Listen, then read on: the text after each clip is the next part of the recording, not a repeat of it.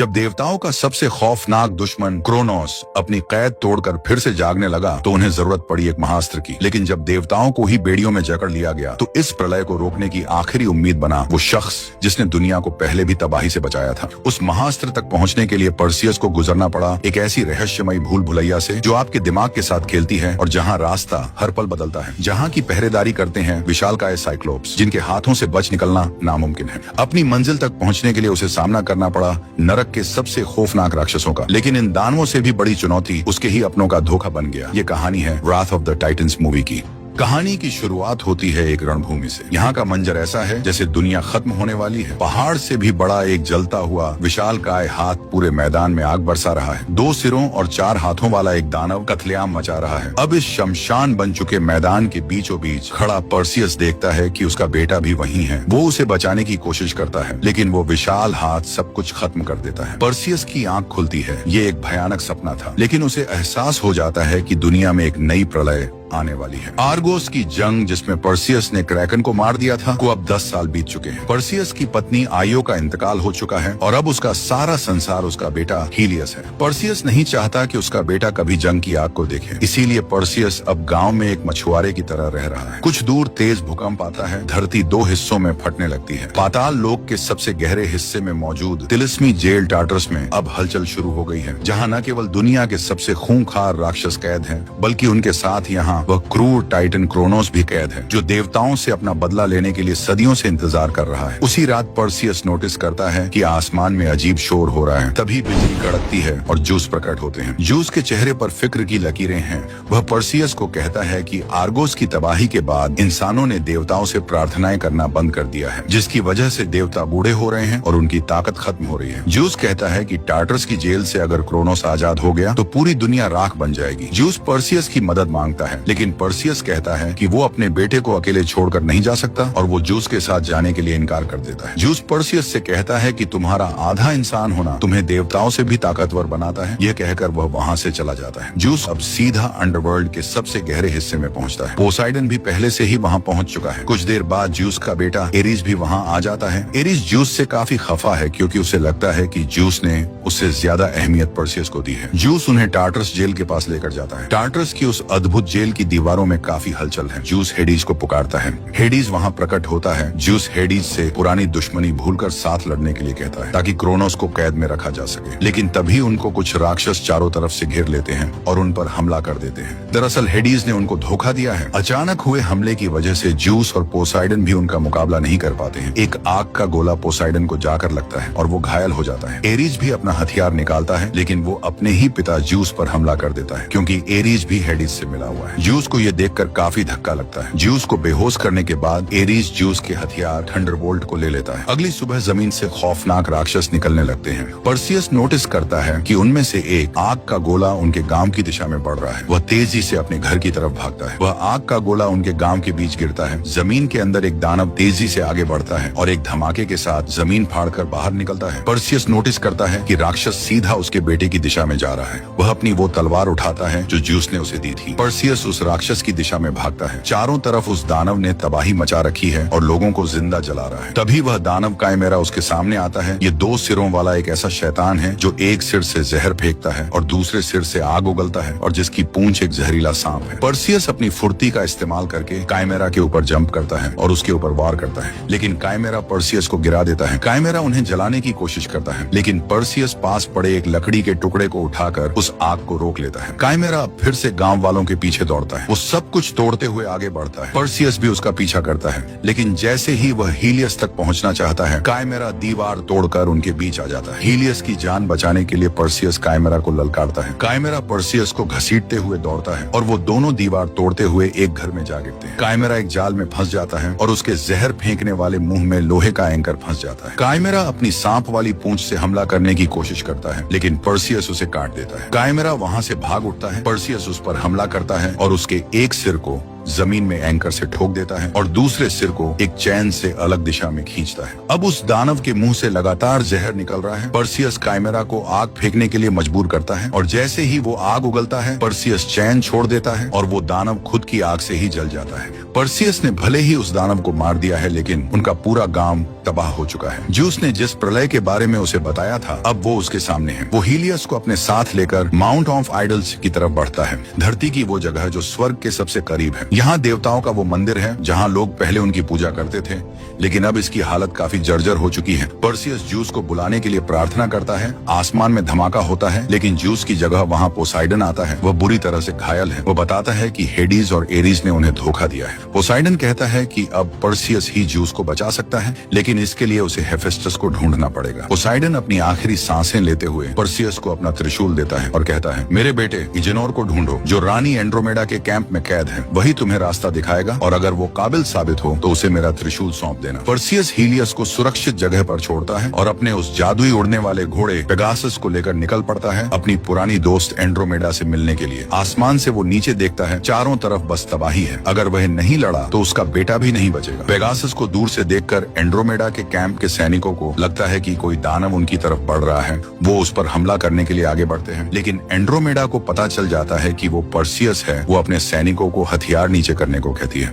Perseus वहाँ पहुँचता है। एंड्रोमेडा उसे देखकर काफी खुश है। वो एक योद्धा बन चुकी है और अपनी सेना के साथ इन राक्षसों से लड़ रही है। एंड्रोमेडा पर्सियस को अपने टेंट में लेकर जाती है। उसके दिल में अब भी पर्सियस के लिए फीलिंग्स है। पर्सियस देखता है कि चारों तरफ घायल सैनिक हैं। वो एंड्रोमेडा को बताता है कि देवताओं का अंत करीब है। वो एजेनोर के बारे में पूछता है। एंड्रोमेडा उसे उस जेल में लेकर जाती है जहाँ एजेनोर कैद है। एजेनोर कोई योद्धा नहीं है, वह एक चोर और धोखेबाज है जो कैद में अपनी सजा काट रहा है। उसे अपनी दैवीय शक्तियों में कोई दिलचस्पी नहीं है, लेकिन जब उसे पता चलता है कि उसका पिता पोसाइडन मारा जा चुका है, वह इस मिशन पर जाने के लिए तैयार हो जाता है। एजेनोर उन्हें बताता है कि टार्टरस की भूल भुलैया का नक्शा सिर्फ एक ही शख्स ने बनाया है, हेफेस्टस, देवताओं का वो लोहार जिसने ज्यूस का थंडरबोल्ट और पोसाइडन का त्रिशूल बनाया था। लेकिन हेफेस्टस को देवताओं ने ओलिम्पस से निकाल दिया था और अब वह एक गुमनाम टापू पर रहता है। पर्सियस, एंड्रोमेडा और एजेनोर एक जहाज लेकर उस द्वीप की तरफ बढ़ते हैं, लेकिन समुन्दर में चारों तरफ कोहरा है और उन्हें कुछ दिखाई नहीं दे रहा। एजेनोर अपने पिता का त्रिशूल मांगता है और कहता है कि पोसाइडन के हथियार के बिना उस गुप्त द्वीप पर पहुंचना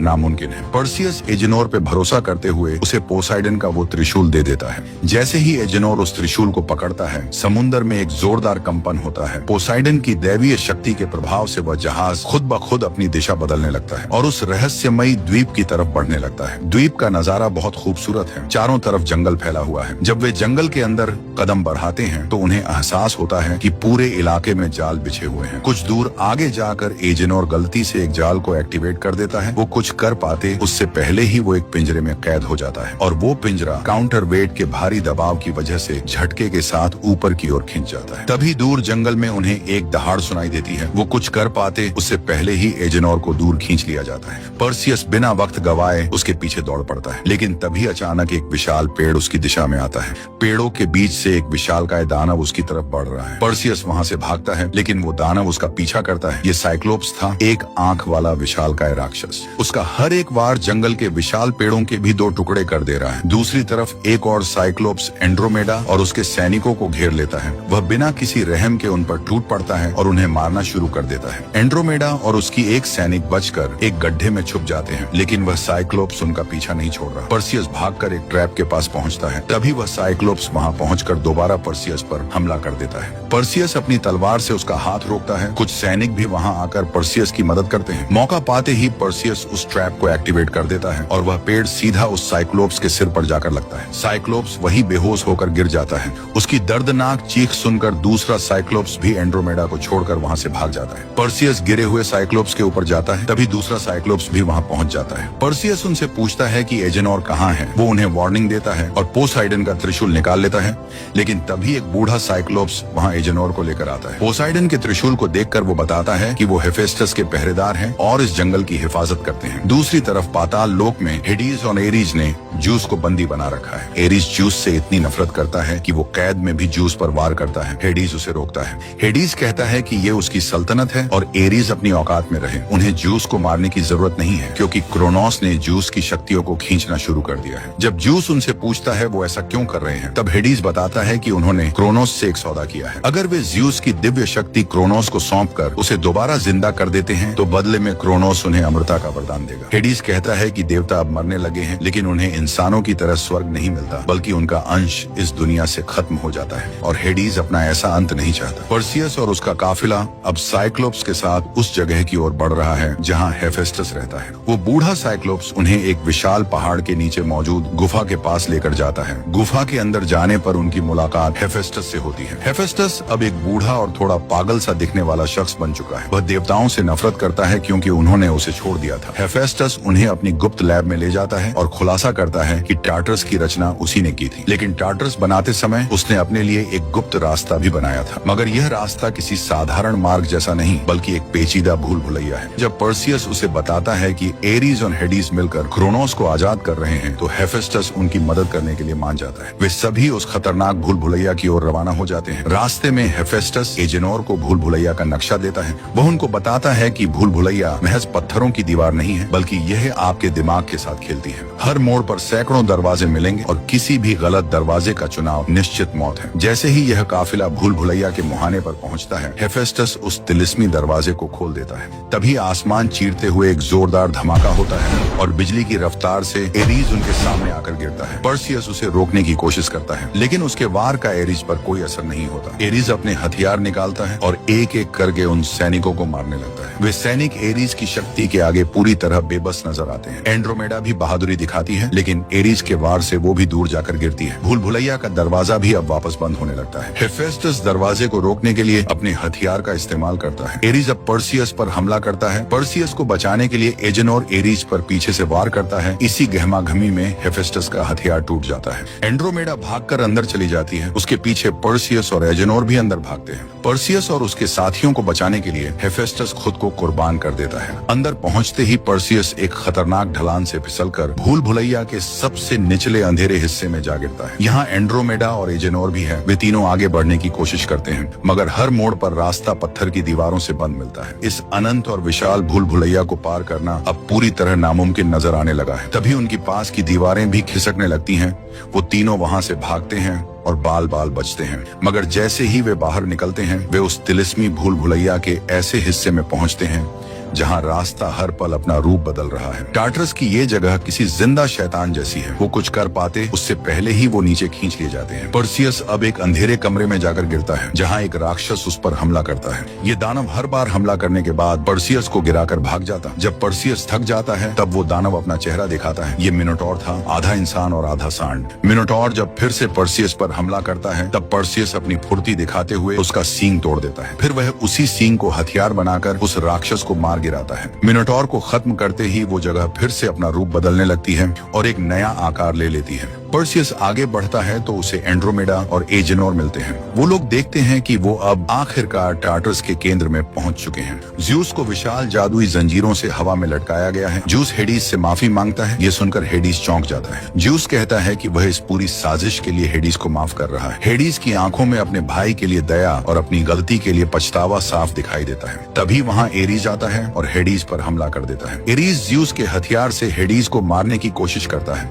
मगर ज्यूस उस हथियार को सक्रिय होने से रोक देता है। ज्यूस कहता है कि वो उसे हेडीज को नहीं मारने देगा। मौके का फायदा उठाकर हेडीज एरीज को लेकर वहाँ से नीचे की गहराइयों में कूद जाता है। क्रोनोस भी अब पूरी तरह जागने की कगार पर पहुंच चुका है। पर्सियस, एंड्रोमेडा और एजेनोर के साथ वहाँ पहुंच जाता है। वो लोग ज्यूस की जंजीरों को तोड़ने की कोशिश करते हैं। क्रोनोस उन्हें रोकने के लिए अपना हाथ उनकी तरफ बढ़ाने लगता है। पर्सियस अब अपनी पूरी ताकत का इस्तेमाल करते हुए उन जंजीरों को तोड़ देता है, लेकिन एरीज फिर से वहाँ आ जाता है। वो एक धमाका करता है जिससे एंड्रोमेडा एंड्रोमेडा हवा में उछल जाती है, पर पर्सियस उसे पकड़कर बचा लेता है। हेडीज वहां आकर एरीज को रोकता है और सबको वहां से जाने के लिए कहता है, लेकिन जब पर्सियस ज्यूस को लेकर वहां से जा रहा होता है, एरीज हेडीज पर वार करता है और उससे पोसाइडन का त्रिशूल छीनकर ज्यूस की दिशा में फेंकता है। वो त्रिशूल सीधा ज्यूस को जाकर लगता है। बिगड़ते हालातों को देख ज्यूस अपनी अंतिम बची हुई ताकत का इस्तेमाल करता है। एक धमाका होता है और वो पाताल लोक से बाहर पहुंच जाते हैं, लेकिन अब ज्यूस की सारी शक्तियां खत्म हो चुकी हैं और वो मौत के बहुत नजदीक है। ज्यूस पर्सियस को बताता है कि क्रोनोस को सिर्फ एक महाअस्त्र स्पीयर ऑफ ट्रियम से मारा जा सकता है, जो ज्यूस के थंडरबोल्ट, पोसाइडन के त्रिशूल और हेडीज के हथियार को एक साथ जोड़कर बनेगा। लेकिन थंडरबोल्ट अब भी एरीज के पास था। पर्सियस एरीज से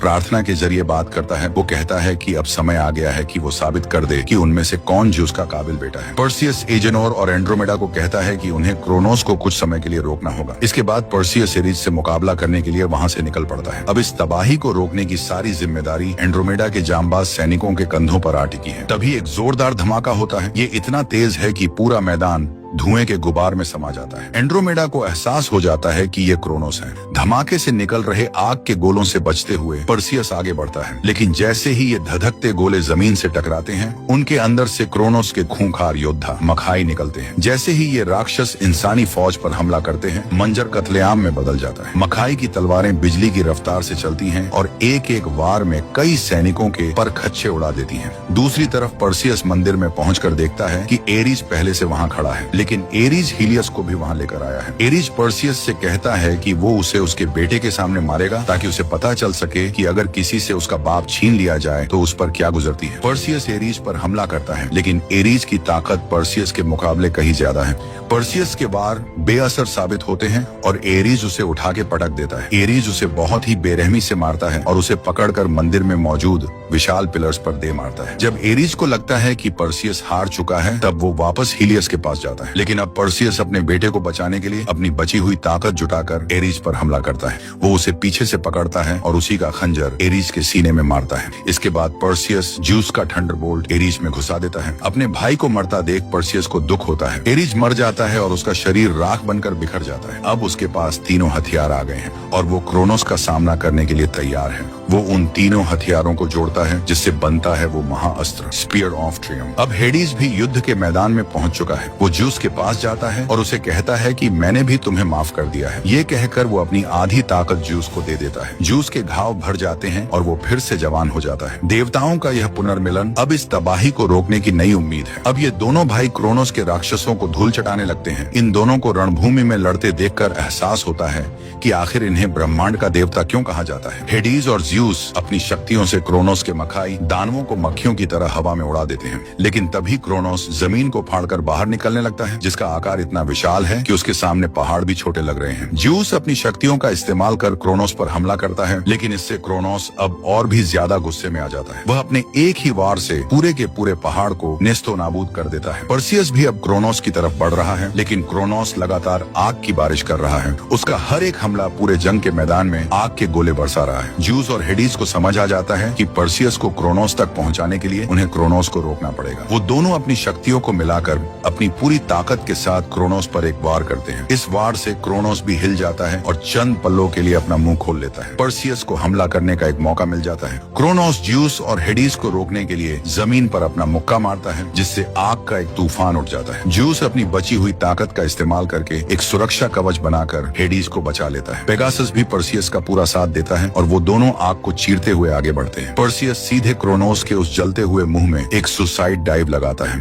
पर्सियस उस महाअस्त्र से क्रोनोस को अंदर से चीर देता है और फिर उसे उसके शरीर के अंदर फेंक देता है। अब क्रोनोस के पूरे शरीर में वो बिजली दौड़ने लग जाती है। उसका लावा से बना शरीर अंदर से फटने लगता है। क्रोनोस का विशाल पत्थर जैसा शरीर धमाके के साथ टुकड़ों टुकड़ों में बिखर जाता है। ये देखकर एंड्रोमेडा और उसकी सेना भी खुशी से झूम उठते हैं। पर्सियस भी वहां से बचकर वापस आ जाता है। पर्सियस को जिंदा देखकर एंड्रोमेडा को और भी सुकून मिलता है। पर्सियस ज्यूस के पास जाता है। हेडीज उसे कहता है कि अब ज्यूस को आखिरी अलविदा कहने का वक्त आ चुका है। ज्यूस कहता है कि उसे अपने बेटे पर्सियस पर नाज है वो एक पिता की तरह अपना हाथ पर्सियस के चेहरे पर रखता है और उसे शुक्रिया कहता है। ज्यूस मरते वक्त भी मुस्कुरा रहे हैं क्योंकि उन्होंने अपने बेटे पर्सियस में वो सब देख लिया जो वे खुद नहीं बन पाए। हेडीज भी अब एक मामूली इंसान की तरह बूढ़ा हो चुका है। हेडीज पर्सियस को कहता है, अब देवताओं का वक्त खत्म हुआ, अब दुनिया तुम्हारी है। कैंप में लौटकर पर्सियस की नजर एंड्रोमेडा पर पड़ती है। वह उससे अपने दिल की बात कहना चाहता है लेकिन हिम्मत नहीं जुटा पा रहा है। एजेनोर ये नोटिस करता है और पर्सियस को एंड्रोमेडा के पास जाने को कहता है। पर्सियस एंड्रोमेडा के करीब जाता है और इससे पहले कि वह कुछ कहे वह उसे किस कर देता है। एंड्रोमेडा भी शायद इसी पल का इंतजार कर रही थी। वह धीरे से मुस्कुराने लगती है। फिल्म के आखिर में हम पर्सियस को उसके बेटे हीलियस के साथ देखते हैं। पर्सियस हीलियस को अपनी तलवार सौंप देता है। वह उसे समझाता है कि तुम्हारी रगों में देवताओं का खून है और तुम्हें अपनी इस शक्ति का इस्तेमाल हमेशा लोगों की भलाई के लिए करना होगा।